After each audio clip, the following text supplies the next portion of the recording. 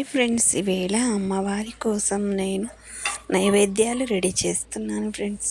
చేయడానికి కేసరి వాటర్ వేసి కలర్ వేసి కేసరికి రెడీ చేసేసుకున్నాను. రవ వేసిన వీడియో స్కిప్ అయింది, అందులోకి రవ ఉడికిపోయింది. అందులోకి చక్కెర వేసేస్తున్నాను. వేసి బాగా మిక్స్ చేసేస్తున్నాను. మిక్స్ చేసి బాగా ఇలా కలుపుకోవాలి.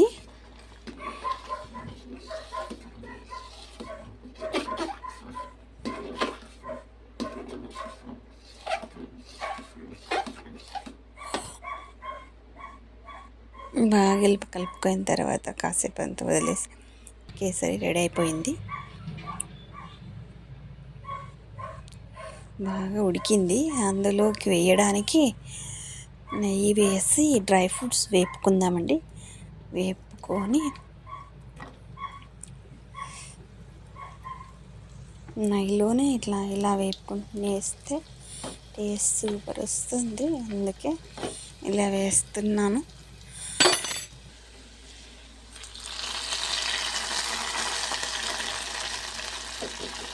వేసి ఇలా బాగా మిక్స్ చేసేసుకున్నాను. ఇలా మిక్స్ చేసుకున్న తర్వాత కాసేపు మంటను మీడియంలోనే పెట్టుకొని ఉంచుకొని వదిలేస్తే బాగా ఉడికిపోతాయి. ఇలా కాసేపు తిప్పుకుంటే బాగుంటుంది. ఇంకా ఇలా గెరటితో తిప్పుతూ ఉండాలి. కాసేపు అంతా స్లిమ్లోనే ఉంచుకొని రవ కేసరి రెడీ అయిపోతుంది. రవ కేసరి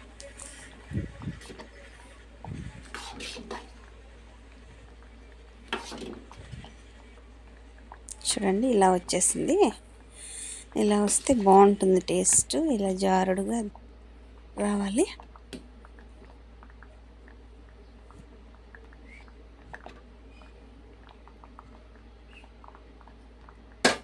రెడీ అయిపోయింది.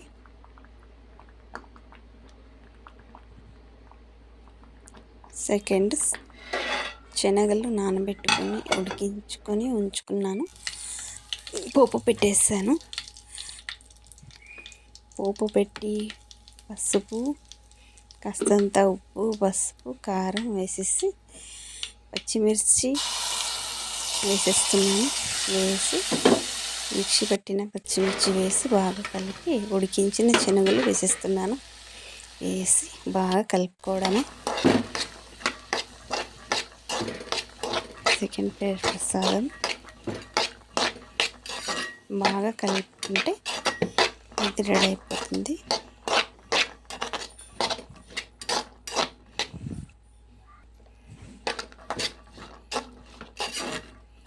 ఇలా బాగా మిక్స్ చేసుకొని కలుపుకోవాలి.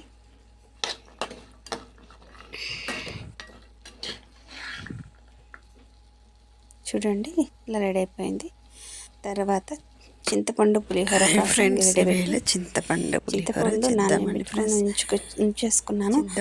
అది వడగట్టేస్తాం. వడగట్టిలోకి వేసి బాగా ఉడికించుకోవాలి. ఉడికించుకుంటే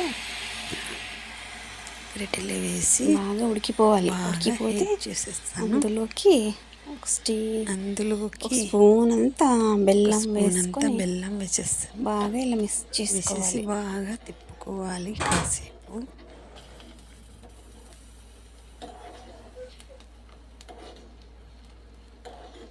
బాగా రెడీ చేసుకోవాలి.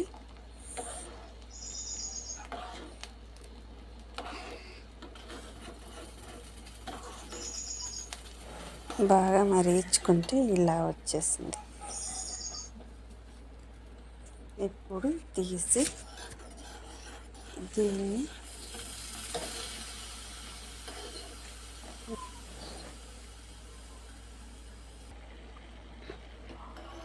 ఇలా రావాలి.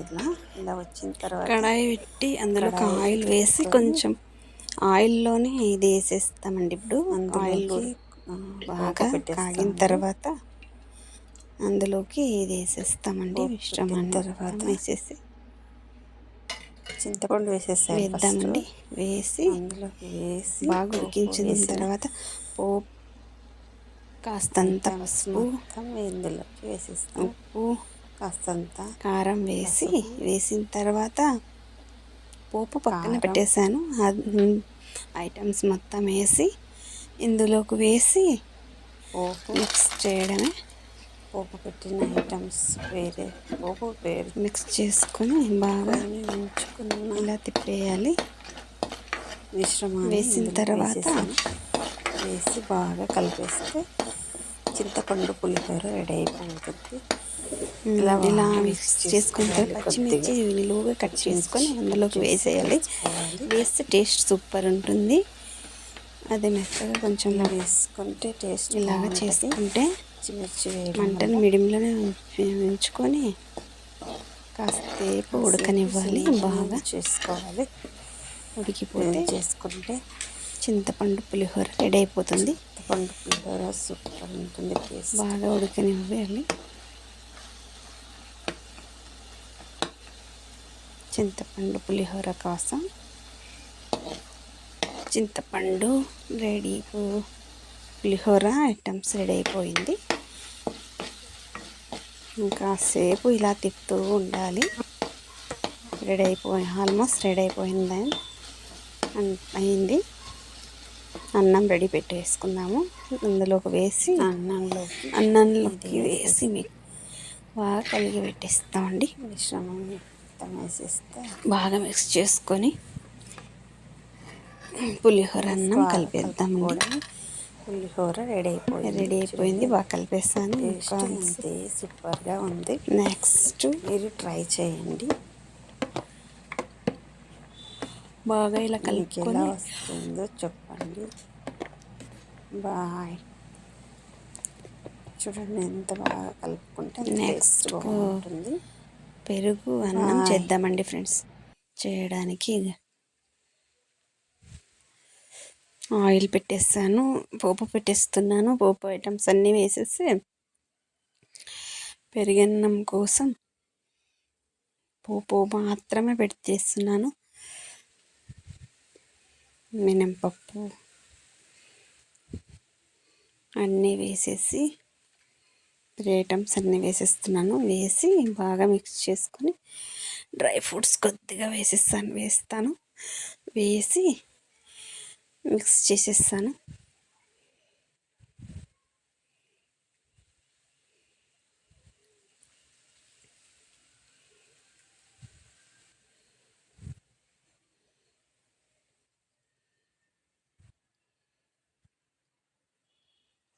అన్నం, పెరుగు, అన్నం వేసి ఇందులోకి వేసేస్తా.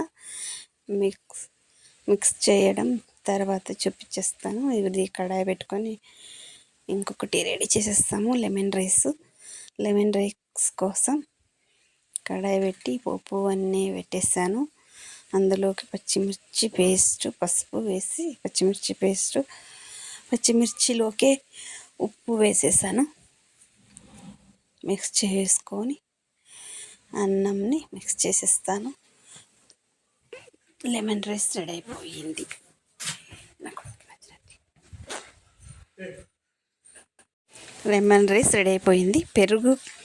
పెరుగన్నం కలపడం చూపించేస్తున్నాను. ఇలా రెడీ అయిపోయింది. చూడండి ఫ్రెండ్స్. బాయ్.